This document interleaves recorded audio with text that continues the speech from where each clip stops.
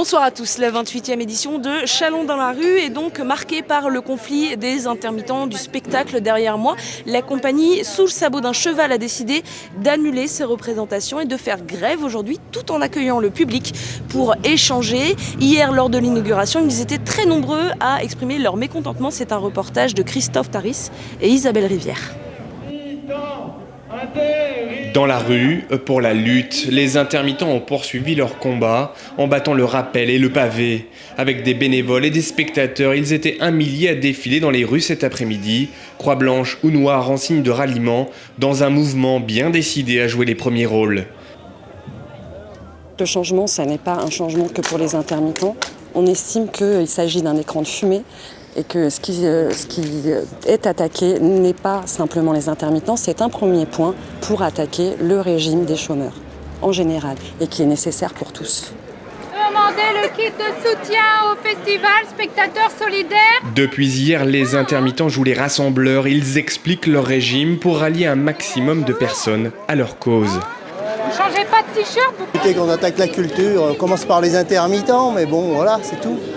Je ne suis pas un spécialiste, mais enfin, on sait que les intermittents, ils sont à tous les niveaux, techniciens, artistes, etc. Quand on les attaque au niveau du chômage, bon, on attaquera le restant des chômeurs derrière, de toute façon. En ce jour de grève, 15% des spectacles du IN ont été annulés contre 40% au off.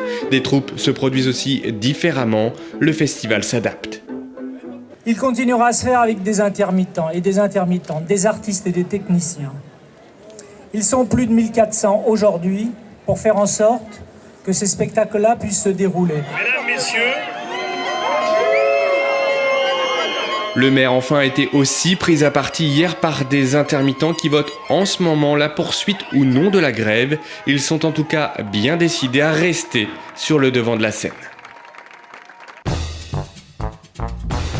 Bonsoir Pedro Garcia, vous êtes le directeur du festival Chalon dans la rue. Merci d'être avec nous. Bonjour.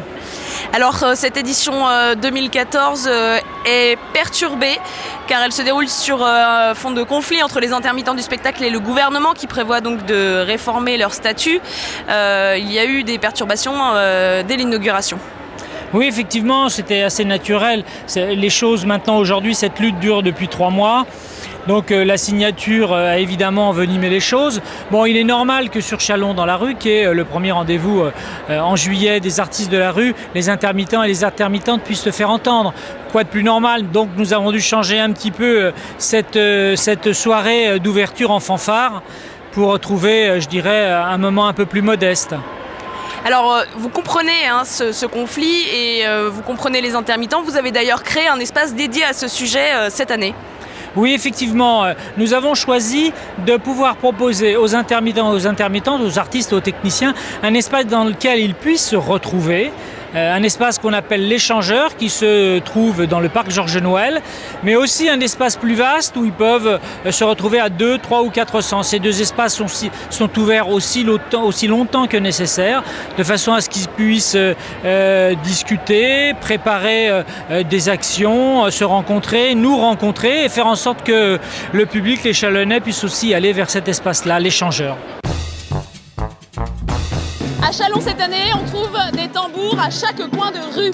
Et le soir, c'est le choc des tambours. 2 compagnies qui ont créé un véritable feu d'artifice. C'est un reportage tourné avec Amélie Douet. Attention les oreilles, le choc des tambours va commencer. 2 tribus vont s'affronter. Les Toulousains des commandos percus face aux Basques du Déabrou-Belzac.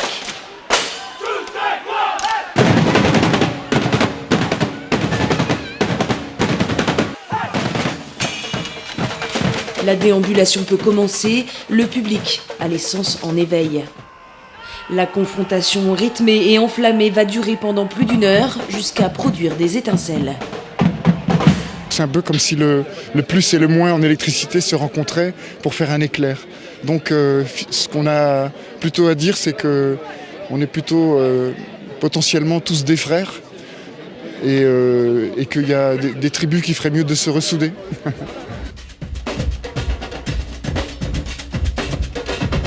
Après 20 ans d'expérience, ces 2 compagnies montrent aujourd'hui tout leur savoir-faire. Un savant mélange de percussions et de pyrotechnie qui a totalement ébloui le public chalonnais.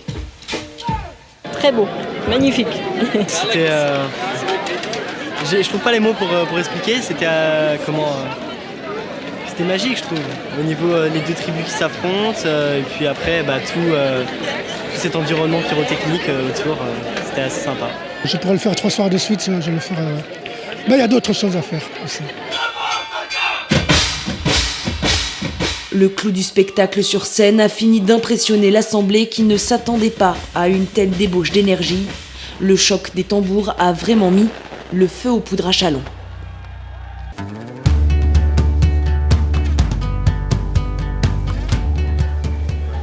Et pendant ce temps-là, à Châlons dans la rue, il se passe beaucoup de choses.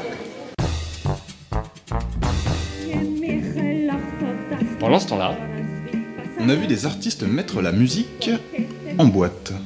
à moins que ça soit plutôt l'inverse.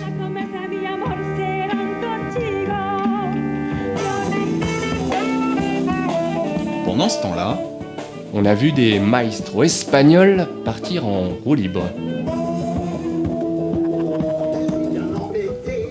pendant ce temps-là, on a retrouvé Elvis. Comme le rock, il n'est pas mort.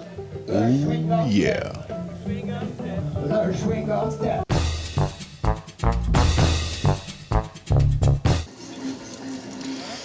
Sous un soleil de plomb, le public a pu se rafraîchir ici à la maison du festival.